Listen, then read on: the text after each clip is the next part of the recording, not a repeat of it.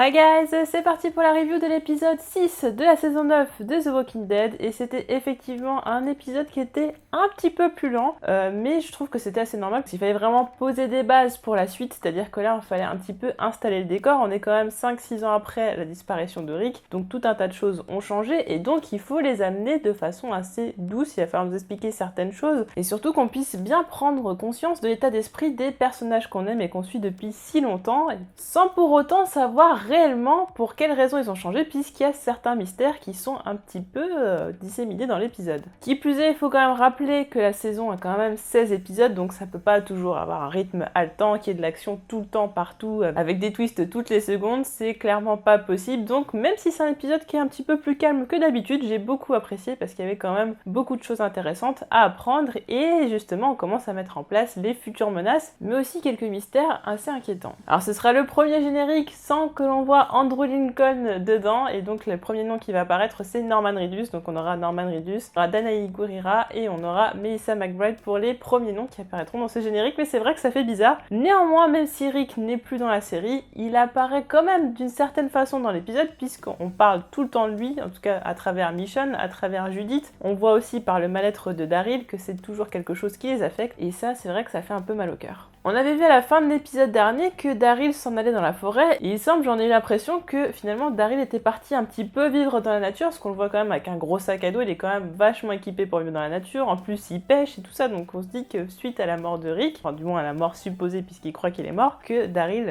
a préféré plutôt se retrouver seul plutôt que de souffrir à nouveau de la perte de quelqu'un. Néanmoins il n'empêche qu'il reste toujours dans le coin et que c'est d'ailleurs la raison pour laquelle Carol arrive à le retrouver facilement, il n'a pas non plus laissé de nouvelles ou quoi que ce soit, Carol sait comment le retrouver. Après il y a possibilité aussi qu'il aille quand même à la colline, puisqu'elle lui dit en route pour la colline, est-ce que je peux te déposer, quelque chose comme ça, donc il y a possibilité peut-être qu'il soit domicilié là-bas, et que finalement, de temps en temps, il se retrouve à faire des petites escapades dans la nature pour se vider la tête. Ce qui est intéressant, c'est que cet épisode va nous ramener vraiment à la nature profonde des personnages et la manière dont on les a connus tout au long de la série, c'est-à-dire la Carol qui est devenue badass alors qu'au début, voilà, c'était pas du tout le cas. On a Daryl qui est toujours un petit peu le vagabond de service, voilà, qui préfère vivre dans la nature à la façon un petit peu sauvage. On a la Michonne qui est vraiment dure à cuire, qui est très très forte et qui a quelques petites difficultés sociales parce que justement elle se renferme beaucoup sur elle-même, donc on retrouve ces caractéristiques vraiment appuyées de ces personnages. Et j'ai bien aimé une petite séquence quand Daryl est dans la nature avec le rôdeur et les vers de terre qui sont dans le rôdeur. Je trouve que le message est assez intéressant parce qu'au final on se dit que le rôdeur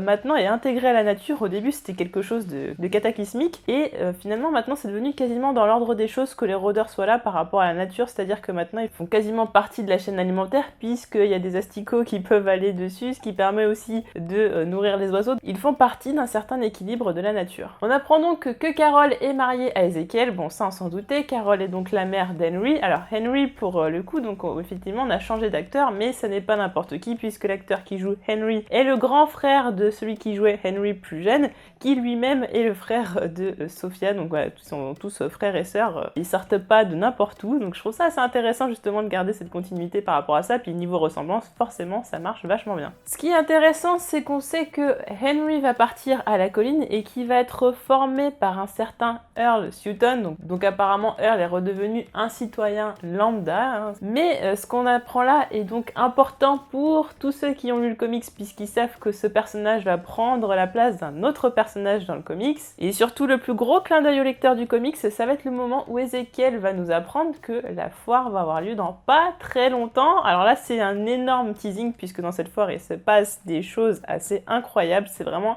un moment capital du comics, et de savoir que ça va arriver dans peu de temps, ça commence à nous donner quelques frissons. Alors surtout qu'on a un petit moment d'émotion, on a justement Ezekiel qui a un petit peu du mal à concevoir que Henry a grandi parce qu'il le considère vraiment comme son fils, et Henry lui a envie de s'affirmer, donc c'est aussi pour ça je pense qu'il part à la colline, tout comme le personnage dans le comics qui n'est pas Henry. Vous voyez ce que je veux dire? Mais ils le laissent partir et c'est vrai qu'ils ont un dialogue qui ressemble un petit peu à un adieu comme dirait Ezekiel, et c'est vrai que ça peut faire assez peur en se disant est-ce que finalement il n'arriverait pas quelque chose à Ezekiel? Lorsque Carol amène Henry sur la route, ils vont donc tomber dans une embuscade et là découverte, on apprend qu'il y a un petit groupe de saviors un peu rebelles qui vagabondent un petit peu et qui va où ils peuvent en fait tout simplement. D'ailleurs ils sont assez crasseux donc on voit qu'ils vivent pas dans le confort ou quoi que ce soit. Et c'est là qu'on apprend effectivement que le sanctuaire n'est plus. Alors là, qu'est-ce qui s'est passé? Ça c'est une bonne question. Est-ce qu'il y a eu une guerre ou quoi que ce soit? Ce serait potentiellement quelque chose de faisable. Et en même temps, la remarque que fait Carol, c'est que finalement si vous voulez pas vivre dans des conditions comme ça, ce petit groupe, parce que c'est quand même pas la majorité des saviors, ce qu'elle dit c'est qu'effectivement ils auraient pu rejoindre des communautés, donc ce petit groupe là c'est le seul petit groupe parmi les saviors qui restait qui n'a pas voulu s'intégrer aux autres communautés. C'est-à-dire qu'on a bien vu effectivement que par exemple Laura et Alexandria fait même partie du conseil, c'est dire à quel point elle s'est bien intégrée d'ailleurs. La question qu'on se pose donc tous, c'est qu'est-ce qui s'est passé au sanctuaire? Alors on peut en déduire que vu ce qui s'est passé, peut-être que les communautés ont plus voulu fournir de nourriture ou quoi que ce soit, ils ont plus voulu les aider parce que de toute façon ils étaient ingrats et finalement ils risquaient plutôt de causer des ennuis plutôt qu'autre chose. Sachant qu'en plus la terre au sanctuaire n'était pas fertile, ça pouvait poser des problèmes, donc la famine et donc effectivement avoir à partir. Mais bon, c'est assez bizarre parce que même s'ils n'arrivent pas trop à manger ou autre, ils peuvent aller partir dans des expéditions pour aller trouver à manger sur le chose, donc c'est assez étonnant. Et je pense que surtout après la disparition de Rick, je vois pas quand même les communautés même ne pas aider quand même, c'est assez étonnant. Donc on peut effectivement partir du principe que pendant ce time jump, il s'est passé quelque chose d'important qui aurait donc donné lieu à la fin du sanctuaire tout simplement. D'ailleurs c'est quelque chose qui est très appuyé dans cet épisode parce qu'on a beaucoup de clins d'œil par rapport à ça. Alors au début je pensais qu'on parlait justement de la disparition de Rick parce qu'on sentait qu'il y avait un tabou par rapport à un événement donné dont on voulait pas parler dans cet épisode. Notamment on a plusieurs clins d'œil par rapport au fait que déjà Michonne ne veuille pas que de nouveaux arrivants viennent à Alexandria. Comme elle dit, la priorité c'est la sécurité, c'est ce que dit Gabriel, c'est que voilà, Michonne elle veut pas que d'autres gens arrivent comme ça ne peut causer que des problèmes. Negan d'ailleurs fait aussi référence à ça quelque part quand il dit bah oui mais on peut pas accueillir tous les chiens parce que le jour où il y a un chien qui est mauvais c'est le bazar, et c'est une métaphore pour parler justement des nouvelles personnes. On peut accueillir de très bonnes personnes et tout d'un coup il y ait un groupe qui soit nuisible. D'ailleurs Michonne lors du conseil dit aux autres membres du conseil que effectivement c'est un prix à payer de faire entrer de nouvelles personnes, et elle insiste avec les yeux comme ça en montrant qu'ils savent tous de quoi elle parle. On a également Siddiq lorsqu'il discute avec Luke, lui dit bah oui mais avant vous accueillez bien des nouveaux arrivants puisque toi t'es bien arrivé à Alexandria, et il dit bah ça qu'est-ce qui a fait que ça a changé en fait, et Siddiq dit bah oui enfin il y a une raison à toute chose. C'est vraiment une réponse vague totale pour vraiment montrer qu'il y a un réel tabou par rapport à ça. Il y a vraiment un événement traumatisant qui s'est donc passé pendant le time jump et dont personne n'a envie de parler et qui pourrait être lié effectivement à la croix, la cicatrice en forme de croix qu'aurait Michonne au niveau de son dos. Donc il y a tout un tas de choses qui sont passées. D'ailleurs on voit que les personnages ont beaucoup changé, notamment Michonne qui est vraiment dur à cuire. Alors on peut effectivement penser que c'est lié seulement à la disparition de Rick, mais je pense que c'est lié à la disparition de Rick et que c'est lié aussi à cet événement qui l'a profondément traumatisé, et donc elle a eu forcément à protéger Judith mais aussi RJ. Et puis pour alimenter le teasing par rapport à cet événement mystérieux, on a Carol qui dit, lorsque Henry dit je comprends pas pourquoi au final tu t'es laissé faire, c'est quand même bizarre, Carol qui dit un jour tu comprendras, et lorsque Judith ne comprend pas non plus pourquoi Michonne ne voulait pas laisser venir les habitants, Michonne répond aussi un jour tu comprendras. Donc voilà, c'est un petit taunt au téléspectateur pour lui dire oui, vous allez voir dans quelques épisodes, c'est pour le moment on va pas en parler parce qu'il y a d'autres choses qui vont arriver, mais vous inquiétez pas, on va en parler à un moment donné. Jed va donc faire preuve de totalement de zèle, va donc récupérer la bague de Carol. Alors, il n'avait pas besoin, à la limite qu'ils prennent des ressources de nourriture, ce genre de choses. Bon, ce sont des voleurs, ce sont des saviors, ils sont pas gentils, etc.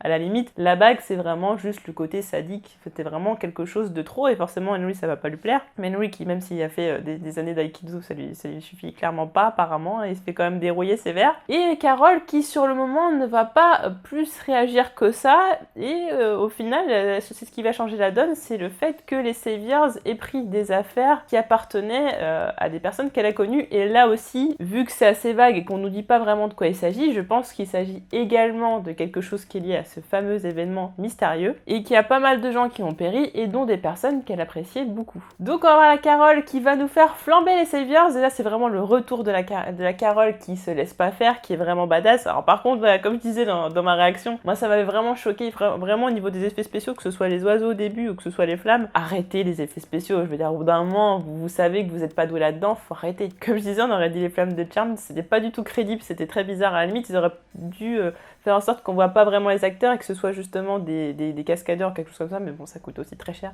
Donc je sais pas, mais faites autre chose. En tout cas, le plan de Carole qui jette comme ça l'allumette, vraiment, on est sur une Carole qui, même si voilà, elle était dans le credo de Rick et tout, au bout d'un moment, elle peut pas se permettre que la menace revienne. Et puis en plus, ce qu'elle dit quand même, quelque chose d'important, c'est que Jed a touché à son fils. Bon, à la limite qu'elle touche à elle, etc.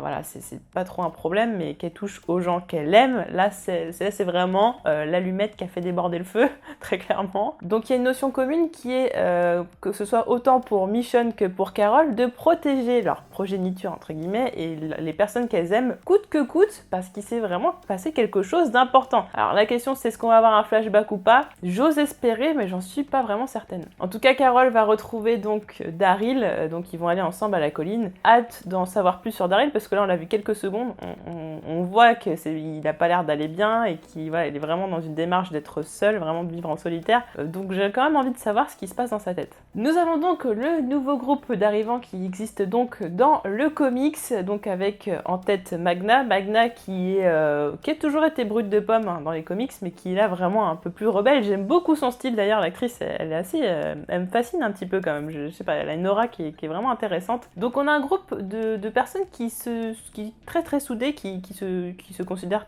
techniquement vraiment comme une famille, qui a apparemment vécu des choses pas très sympathiques, parce qu'ils n'arrêtent pas de parler de cet événement qui aurait eu lieu à Coalport, c'est-à-dire à mon avis, ils ont dû vivre quelque chose semblable, un peu comme avec les Saviors, quelque chose comme ça, en tout cas du moins quelque chose qui a tourné mal dans la communauté où ils vivaient, et qui a fait en sorte qu'ils partent. Donc ils se retrouvent, lorsque Judith les aide, dans une situation qui est assez difficile, puisque on a leur truc qui s'est renversé, etc., donc ils se retrouvent en proie aux rôdeurs, donc ils vont se faire sauver. La question est donc, est-ce que Alexandria, on accueille donc deux nouvelles personnes comme ça, sachant qu'il s'est passé des choses quand même assez terribles au fur et à mesure des années? Bonne question. Ce qui est intéressant, c'est que c'est quand même Judith qui va prendre la démarche de les aider, et ça nous rappelle évidemment Carl avec Siddiq, donc c'est pour ça que c'est assez intéressant quand Siddiq dit oui, effectivement, moi on m'avait recueilli et tout, mais maintenant on le fait plus avec vous, c'est que les choses ont changé. Judith qui a donc une relation privilégiée avec Negan qui est un petit peu le père de substitution, mais par correspondance, voilà, à distance, c'est-à-dire lui il est enfermé dans sa cave, voilà, dans sa prison, et puis il l'aide à faire ses devoirs. Je trouve ça,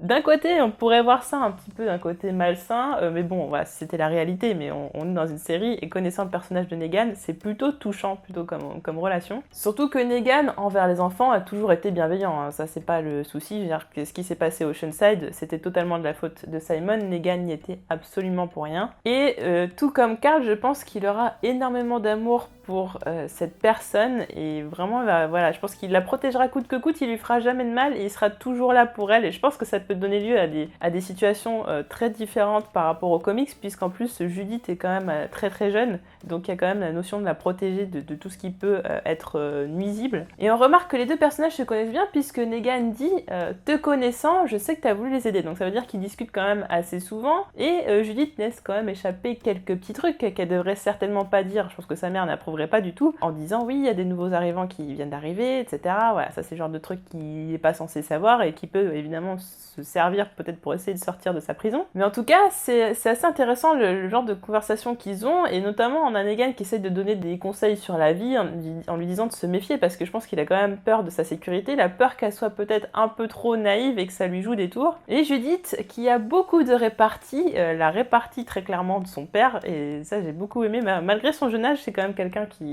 c'est quand même une petite fille qui est très mature, qui sait bien observer les choses, qui arrive quand même un peu à jauger les gens, et qui va quand même lui répondre moi je t'ai demandé de l'aide que pour les maths, je t'ai pas demandé d'aide pour autre chose, parce que autant les maths, que tu sois bon ou mauvais on s'en fout, autant pour la vie, en gros voilà, t'es en tôle, c'est pas pour rien, donc c'est pas demain que tu vas me donner des conseils sur la vie en fait. T'es mal placé pour donner des conseils, et là par contre, que tu sois gentil ou méchant, là par contre j'en ai quelque chose à faire. Donc les nouveaux arrivants entrent à Alexandria, et ça nous rappelle un peu l'arrivée du groupe de Rick à Alexandria, ça petit côté nostalgique, et donc Alexandria qui s'est beaucoup développée, hein, on voit par rapport à l'eau, par rapport à, je sais pas, les plantes, il y a tout un tas de choses qui ont changé, notamment plein de maisons en bois, ça s'est énormément développé. Et donc il y a un conseil à Alexandria, mais le conseil c'est un petit peu flou pour moi, dans le sens où effectivement j'ai l'impression qu'ils partagent le pouvoir, mais par contre si Michonne, elle toute seule, elle dit non je veux pas, et bah c'est non pour tout le monde, alors qu'elle est chef de la sécurité. Comment ça se passe? C'est démocratique, mais en fait ça l'est pas vraiment, c'est-à-dire que si elle décide que non, tout le monde ferme son clapet, enfin ouais, non, elle a dit non, c'est mort les gars, stop. on arrête, c'est pas possible. Donc on s'aperçoit bien qu'elle a quand même le dernier mot quoi qu'il arrive. On va donc avoir droit à ces questions qui sont les questions qu'on pose tout le temps aux nouveaux arrivants. Qu'est-ce que vous avez fait pour survivre? D'où vous venez? Qui êtes-vous? Qui étiez-vous? Très important surtout, qui êtes-vous maintenant? Parce que bon, forcément l'apocalypse a changé les gens. D'ailleurs, Luc fait une remarque très pertinente à ce propos en disant que effectivement l'apocalypse a réuni des gens qui a priori n'avaient rien en commun. Alors d'ailleurs c'est le cas puisqu'on a quelqu'un qui est allé en prison, avec un professeur de musique, avec une journaliste, enfin voilà, il y a vraiment des gens avec des profils différents et c'est également le cas pour le groupe de Rick. En tout cas, Michonne est très méfiante, elle ne voit pas du tout ça d'un très bon œil et en plus elle a le don de découvrir les choses que les gens cachent. Donc le fait que Magna a effectivement été en prison, alors pour une peine assez longue, j'ose espérer qu'on saura de quoi il s'agit, puisque pour l'instant ça n'est pas le cas, et qu'en plus elle cachait un couteau. Alors en plus c'est vraiment pas mal fait, cette espèce de boucle de ceinture, je trouve ça super ingénieux, je me dis mais comment elle a pu fabriquer ça? Elle devait déjà l'avoir avant l'apocalypse, je suppose. D'ailleurs je me demande même si elle était pas en prison au moment de l'apocalypse, ce qui aurait pu être encore plus intéressant. Alors même si Magna elle fait un petit peu peur comme ça, elle fait un petit peu rebelle, quitte à mettre en danger justement la pérennité du groupe à Alexandria. À un moment donné, on comprend pas d'ailleurs ce qu'elle veut faire. Est-ce qu'elle veut s'attaquer à Michonne juste pour s'attaquer à Michonne ou la prendre en otage pour justement rester là? Enfin, je veux dire, ça n'a pas du tout de sens le plan qu'elle veut faire à la base. D'ailleurs, on comprend pas quel est son plan. On sent juste qu'elle a envie de s'en prendre à Michonne sans que ça ait réellement de sens. Et c'est lorsqu'elle va découvrir que Michonne a un enfant, que si elle réagit de cette façon, c'est effectivement pour une bonne raison, parce qu'elle a quand même quelque chose, quelqu'un à protéger, donc ça n'est pas rien. Donc forcément, elle est méfiante. Elle n'est pas juste méfiante pour le plaisir de l'être. Elle est méfiante parce qu'elle doit protéger quelque chose. Et c'est également le cas de Magna, puisque Magna doit protéger les siens. Elle se considère un petit peu comme un chef de famille qui doit protéger les siens à tout prix. Donc on voit un petit peu cette preuve de bonne foi, justement, en remettant son couteau à Michonne pour dire voilà, au final maintenant je t'ai tout donné, je n'ai plus de secret pour toi. Bon, après, bon, pour la prison, de toute façon, elle a dit que si elle lui demandait, elle allait lui dire ce qui s'était passé. Mais maintenant, elle a très clairement plus de secret pour elle, elle n'a plus de raison de se méfier, ce qui va jouer quand même un petit peu dans la décision finale de Michonne. Alors on voit quand même que c'est une Michonne qui s'est beaucoup renfermée sur elle-même, mais que ça n'empêche pas qu'elle donne énormément d'amour à ses enfants. Une Michonne qui est quand même très malheureuse malgré le fait d'avoir ses enfants, c'est-à-dire que l'absence de Rick lui pèse énormément. Autant de temps après, c'est vraiment un amour qui est indéfectible, qui, comme voilà, il y en a beaucoup qui rigolaient par rapport à ça, mais c'est vrai que bon, Laurie, Rick est mort, voilà, elle s'est déjà retrouvée quelqu'un au bout de 2 semaines, enfin au bout de 2 semaines, bon j'exagère, mais c'était quand même très rapide, et Michonne, au bout de 5-6 ans, toujours personne à l'horizon, et elle parle toujours à Rick. Donc c'est très triste de l'avoir dans cet état, limite on a l'impression qu'elle devient un peu cinglée. C'est pas le cas, en tout cas, c'est vraiment renfermée sur elle-même. Comme disait Negan, le fait d'avoir des gens à qui s'attacher autres, ça l'avait rendue un petit peu faible, et même si elle a des enfants ou autres, maintenant, elle doit vraiment se protéger un maximum pour protéger aussi les autres. Donc elle est devenue un petit peu, pas totalement, mais elle fait mine d'avoir un cœur de pierre pour se protéger et protéger les siens, et on a l'impression de revoir la Michonne telle qu'on l'a connue un petit peu au début de la série, c'est-à-dire quelqu'un de profondément gentil, mais qui est très sur la défensive, qui va beaucoup se renfermer et qui va se méfier de tout. D'ailleurs, c'est assez touchant parce qu'elle va même retourner auprès du pont, l'endroit où elle croit que Rick est mort. Alors d'ailleurs, j'ai même pensé que Daryl est en train de chercher un squelette dans l'eau. Enfin, je me suis posé la question à un moment donné. Peut-être que c'était le cas. En tout cas, bon, il est en train de pêcher. Mais force est de constater qu'elle va être marquée à vie par sa disparition. Et j'ose espérer donc qu'effectivement, elle fera son apparition dans les films pour pouvoir retrouver Rick. Et j'adorerais voir justement la réaction de Rick par rapport à le fait que Judith ait grandi, par rapport à son enfant, puisqu'on apprend dans cet épisode que Michonne a eu un enfant de Rick. Bon, ça, on s'y attendait, puisque effectivement, il voulait faire un bébé. Donc forcément, voilà, petit enfant métis, donc il s'appelle RJ. Donc RJ, on suppose Rick Junior. En tout cas, la solitude lui pèse, et Judith, elle vit pas du tout la même façon la disparition de Rick, c'est-à-dire que de toute façon, elle essaye dans tout son comportement, dans sa façon d'être, de ressembler le plus à son père par rapport à ce qu'il aurait voulu. Elle applique vraiment ce qu'il aurait voulu et ce que Carl aurait voulu, puisqu'au final, à la fin, les deux voulaient la même chose. Et d'ailleurs, on apprend aussi que Michonne parle aussi à Carl, pas seulement à Rick, mais aussi à Carl. Alors bon, Rick, il risque de pas l'entendre parce que de toute façon, il n'est pas mort, mais bon, Carl potentiellement. Et ce qui pouvait vraiment briser le cœur, c'est le fait que Judith, effectivement, elle était quand même très très petite quand Carl est mort, et elle était très jeune quand Rick a disparu. Et ce qu'elle dit, c'est que maintenant j'arrive plus à entendre leur voix, j'ai du mal, même si j'essaye de les conserver, de m'en souvenir un maximum, je le fais pas exprès, mais les voix partent, et c'est vrai que quand quelqu'un disparaît, il se passe un certain temps, et après on n'arrive plus à se souvenir de la voix des personnes, et c'est pour ça par exemple qu'il y a des personnes qui écoutent les répondeurs des personnes défuntes, ce genre de choses, pour se rappeler la voix, c'est quelque chose qui est assez récurrent, et effectivement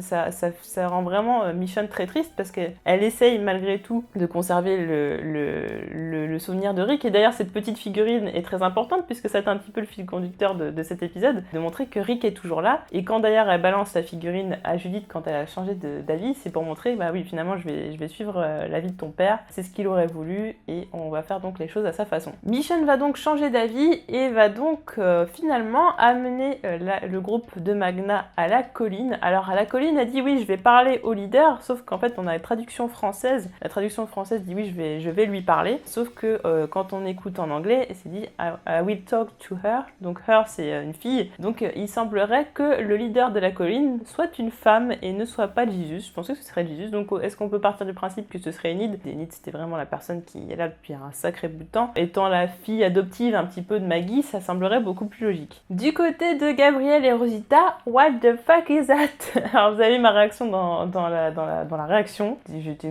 pourquoi en fait ça a pas de sens, sachant qu'en plus Gabriel avant était avec Jadis, donc on se dit au final peut-être que lui aussi il est un peu comme Michonne et puis il a eu du mal à s'en remettre, c'était l'amant de sa vie, en 2 jours ça y est, enfin 2 jours, c'était quand même passé 18 mois le time jump d'avant, donc admettons, mais du coup non, les deux on les voyait pas ensemble, surtout que Rosita et Eugène avaient quand même une relation qui était très complexe. Alors Eugène déjà qui dans les saisons d'avant, on se rappelle, regardait Rosita et Abraham en train de faire leur petite affaire, donc on a toujours su que Eugène était à fond dessus, ça c'est clair, c'était son fantasme pas possible. On s'en doutait qu'au fur et à mesure du temps, de toute façon, il était tombé amoureux d'elle. Et au final, vu qu'il y avait toute une espèce de relation un petit peu tendue, notamment la fois où Rosita a failli le faire exploser, mais bon, effectivement, ça s'est pas arrivé. Après, il y a eu le moment où elle a cru qu'il était un traître, etc. Puis ensuite, elle a su que c'était pas un traître. Enfin voilà, il y a toute une relation très compliquée entre les deux. Donc on se disait que ça allait aboutir à quelque chose. Et non, finalement, les scénaristes ont préféré faire en sorte que ça dure un petit peu plus longtemps, cette petite histoire, parce qu'effectivement, là maintenant, on n'a plus techniquement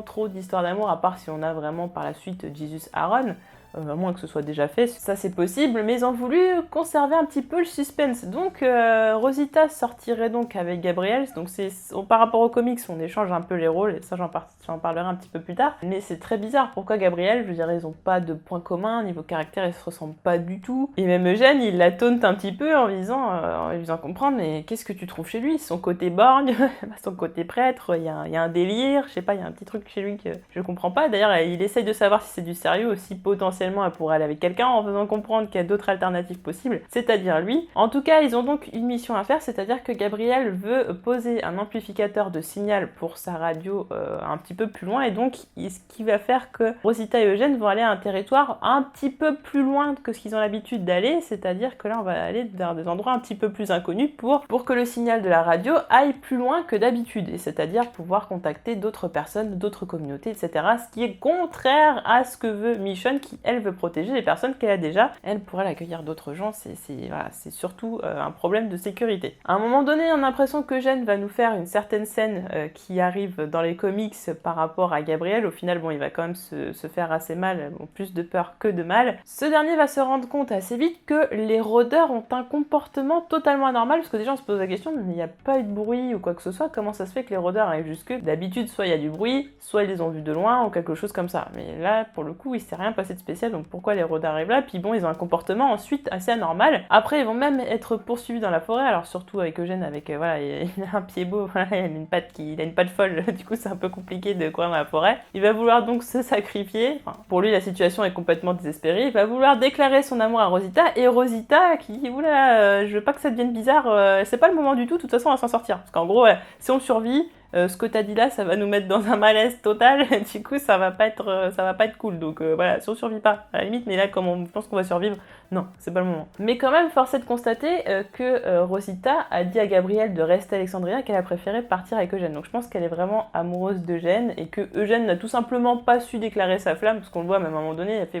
oui, c'est quoi l'alternative que tu me proposes en termes de copains? Il dit oh, je parle en général. Elle fait ouais, ok, bon. Voilà, en gros, ça l'a énervé parce qu'il est pas capable de déclarer sa flamme. Et au final, au moment où il est capable de le faire, je pense qu'elle prend peur et je pense que c'est laissé en suspens le fait qu'elle sorte avec quelqu'un d'autre pour garder un petit peu une espèce de love story dans The Walking Dead. Sachant que moi j'ai l'impression que comme c'est Gabriel qui va hériter de la radio dans la série, je pense qu'il y a possibilité que finalement il est jadis à la radio, ce qui pourrait être une situation très intéressante, qui pourrait nous faire une espèce de parallèle entre le film et la série, ça pourrait être assez cool. On va parler maintenant de la partie comics, donc spoiler comics. À partir de maintenant, vous pouvez arrêter la vidéo si vous ne voulez pas vous faire spoiler les comics. Et enfin, nous avons l'arrivée des chuchoteurs. Alors, on s'y attendait, et c'est ça que je trouve un peu dommage, c'est qu'à force de trop teaser, alors effectivement, c'est moi qui vais aller voir les teasers, les trailers, personne me met le couteau sous la gorge, mais dans le trailer de la saison 9, on voyait déjà les chuchoteurs à la fin du trailer, ce que je trouve un petit peu dommage, parce que du coup, j'aurais préféré avoir cet effet de surprise. Alors effectivement, au moment où ça arrivait, je me serais dit oui, il y a les chuchoteurs, parce que ça ressemble effectivement à ce moment du comics, plus en plus à la couverture du comics, enfin voilà, je veux dire, c'est tout craché ce qui se passe dans le comics, donc forcément, à ce moment donné, j'aurais dit ah ouais, ok, ça arrive, c'était maintenant. Mais ça a été tellement teasé trop en amont qu'au final, une fois qu'ils arrivent, on fait oui, bon, bah, de toute façon, on s'attendait à ce qu'ils arrivent. Ils sont là, ok. Après, les entendre un peu plus, parce qu'on entendait juste où sont-ils dans le premier trailer, d'entendre un petit peu plus ce qu'ils disent, ne les laissez pas s'échapper, ils doivent pas être très loin et tout. Et la façon dont c'est fait, c'est vraiment très effrayant. Et c'est là où j'attends vraiment la série au tournant, c'est-à-dire que c'est hyper effrayant dans le comics, et d'ailleurs, ça m'avait donné des frissons, et c'est ça qui est un peu dommage, c'est que je m'attendais à avoir les mêmes frissons que j'ai eu dans le comics, et ça n'a pas été le cas. Dans les comics, il y a quand même ce truc de se dire, le mec il dit oui, les rôdeurs ils ont parlé, on se dit mais qu'est-ce qu'ils racontent comme bêtises, c'est trop bizarre. Les rôdeurs qui poignardent, là c'était, par contre je me suis fait waouh, on est parti dans un délire de science-fiction, bon déjà c'est techniquement de la science-fiction, mais des rôdeurs qui poignardent, on se dit c'est un truc de fou, et moi ça m'avait vraiment donné des frissons, ça m'avait vraiment marqué, je pense que c'est un des moments les plus incroyables de tout le comics, c'était juste un éclair de génie de se dire qu'on se posait la question une seule seconde, de se dire ils ont vraiment évolué les rôdeurs, et d'ailleurs c'est une réflexion qui sera faite dans les prochains épisodes de ce que j'ai vu dans les trailers, et ce moment-là pour le téléspectateur il est quand même assez important. Par contre le chuchotement, voilà, c'est cette façon de parler, façon rôdeur et tout, c'est vraiment ingénieux. Et en plus, ce que je me suis dit, c'est que même si, bon, j'aurais pu, il y a un plan où on voit plus les rôdeurs qu'après, mais à la fin de l'épisode, quand on entend les voix et tout, on essaye de regarder les rôdeurs et on essaye de voir s'il y a des chuchoteurs ou pas, mais sur le plan de fin, on peut pas le voir. Et du coup, c'est effrayant de se dire, parmi tous ces rôdeurs, il y a quand même des vrais gens qui portent des masques de rôdeurs, et c'est assez impressionnant. Et là, du coup, ce que j'attends avec impatience, c'est l'esthétique, vraiment le maquillage qui va être fait par rapport à ça, à quoi ils vont ressembler. Est-ce que c'est vraiment comme j'imaginais, comme je le vois dans les comics, avec la peau, voilà, vraiment, on voit on voit tout le tour de l'œil, un peu le tour de la bouche, avec les coutures derrière et tout, pour vraiment faire masque, vraiment cette peau complètement fripée et tout. Ça va être super intéressant de voir des personnages qui sont iconiques tels que Alpha, Beta et Lydia. C'est vraiment très très important, donc ouais, j'attends ça au tournant. Ils n'ont pas intérêt de se louper, vraiment, ils n'ont pas intérêt de se louper. Nous avons donc les nouveaux arrivants, donc qui disent arriver de Coalport, enfin du moins que ça fait partie de leur périple. Donc dans le comics, le groupe de Magna vient d'une maison de retraite près de Washington, c'est là où ils se sont établis pendant quelques temps. Apparemment, il y a eu beaucoup trop de monde à un moment donné, et pour une raison ou une autre, ils ont dû finalement partir, et donc se sont retrouvés dans cette situation un petit peu compliqué. La différence aussi, ça va être que Kelly dans le comics est un homme et que Kelly est le petit copain de Connie, et Connie n'est pas malentendante dans le comics. D'ailleurs, ce que je disais, c'est qu'effectivement, Kelly qui est dans la série ressemble normalement à Connie dans le comics. Voilà, donc il y a quelques échanges qui ont été faits par rapport à ça. Alors c'était tellement discret que sur le moment j'y ai même pas fait gaffe, c'est après en cours d'épisode je me suis fait la réflexion, je me suis dit mais Aaron il avait pas perdu un bras, finalement je suis revenue en arrière et oui effectivement Aaron a sa prothèse, donc Aaron qui ressemble trait pour trait maintenant à Rick Grimes dans les comics, voilà, que ce soit coupe de cheveux, la barbe, puis maintenant il a même la prothèse, il manque plus que la jambe et puis maintenant on a le bingo Rick Grimes dans le comics, donc c'est bon, ça c'est quelque chose de très similaire. On a un espèce d'échange entre les personnages, c'est-à-dire que Gabriel prendrait la place d'Eugène, Eugène lui prendrait la place de Siddiq, ce serait quand même un petit peu bizarre, et Eugène a quand même failli prendre la place de Gabriel au niveau de l'échelle, quand il tombe de l'échelle et qu'il se fait éventrer. Bon, au final il se fait pas éventrer, peut-être que ce sera vraiment donné à un personnage, d'ailleurs peut-être même à Gabriel, ce qui serait très embêtant parce que c'est une mort assez injuste. Je m'étais assez énervée par rapport à ça, je me rappelle à l'époque, ça m'avait vraiment pas plu comme scène du tout. Et du coup on a cette espèce de triangle amoureux qui était totalement improbable parce que bon, Eugène, Rosita d'accord, mais Gabriel, on dit mais qu'est-ce qu'il fait là-dedans, qu'est-ce qui vient s'incruster en fait, pourquoi? Mais du coup ça induit forcément que Rosita va donc coucher avec Eugène et qu'elle va certainement tomber enceinte de lui. Après la question c'est est-ce que Rosita va finir sur les pics? J'ai envie de dire non. Je trouverais ça dommage dans la mesure où le personnage ces derniers temps a pas été plus développé que ça. On aimerait vraiment voir beaucoup plus ce personnage. En plus elle a quand même une fanbase qui est quand même assez importante, donc là on peut pas tuer tous les personnages ou les faire disparaître de la série alors qu'ils ont une fanbase aussi incroyable derrière. Va falloir garder quand même quelques personnages qui peuvent un peu tenir à distance au niveau de la fanbase, donc tuer Rosita c'est vraiment pas une bonne idée. Vous l'aurez donc sans doute compris, Henry va prendre la place de Carl dans la série par rapport à tout ce qui va être intrigue chuchoteur. D'ailleurs on comprend assez vite le fait qu'il va être l'apprenti de Earl alors que c'est Carl qui le fait. Lui également aussi part de sa communauté pour aller à la colline, tout comme Carl part d'Alexandria pour aller là-bas. D'ailleurs même que ce soit Rick ou que ce soit Ezekiel, les deux personnages justement sont un petit peu tristes de laisser partir leur enfant, ce qui va quand même donner lieu à quelque chose d'intéressant, c'est-à-dire que qui va devoir se confronter en premier à Alpha, ça va être Carol. Et c'est intéressant parce que au final tout est lié à Carol et Ezekiel dans le sens où en plus la foire va avoir lieu au royaume, donc ça n'est quand même pas rien et c'est à la foire justement que va se passer ce fameux événement. Alpha qui va donc se mêler à la foule et qui va donc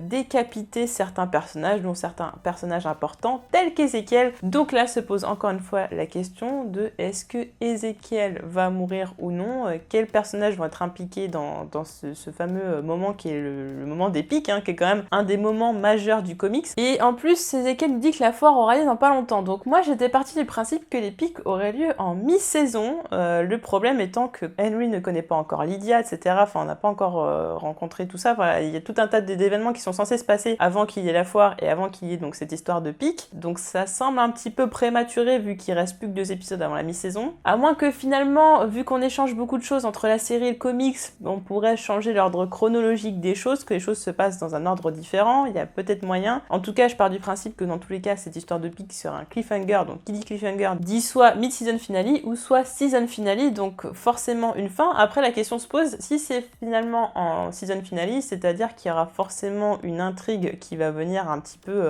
étoffer celle des chuchoteurs, et effectivement, on pourrait partir du principe que cette intrigue pourrait être liée à celle qui a eu lieu pendant le time jump, donc pourquoi pas une histoire annexe, comme chaque fois on nous ajoute toujours des trucs en plus, voilà, comme la saison 8 avec les JPK, etc. Voilà, on nous rajoute des choses à côté pour étoffer un petit peu, pour faire encore 8 épisodes, parce que sinon, avec les chuchoteurs, on peut très bien aller vite rusher et les événements se succèdent, pour, de toute façon, je pense, arriver en saison 10 à la guerre contre les chuchoteurs. Là, on va, cette saison 9, je pense, amener tous les éléments qui vont préparer à la saison 10 avec la guerre des chuchoteurs, donc c'est-à-dire tout ce qui va être conflit en amont, qui vont donc pousser les communautés à faire cette guerre. Judith, elle, par rapport à Negan, prend la place de Carl, donc c'est quand même, c'était quand même très important, et c'est quelque chose qui faisait peur à tous les lecteurs du comics de se dire que Carl allait mourir, parce qu'il y avait quand même quelque chose d'assez important avec sa relation par rapport à Negan. Le fait que ce soit Judith qui reprenne le flambeau, ça donne quand même une sacrée satisfaction en disant que ce petit moment du comics qui est quand même assez important, qui nous tient quand même à cœur, va quelque part par le biais de quelqu'un d'autre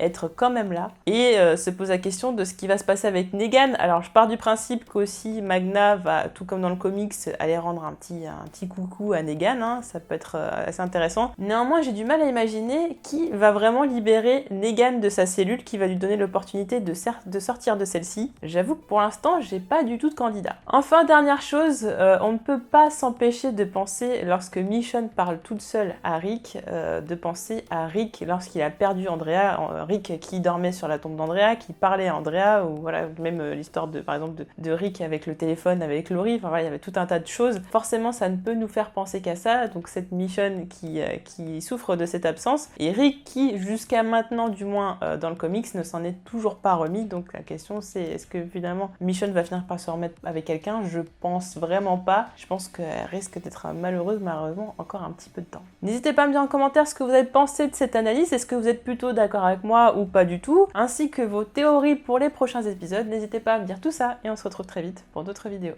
Salut!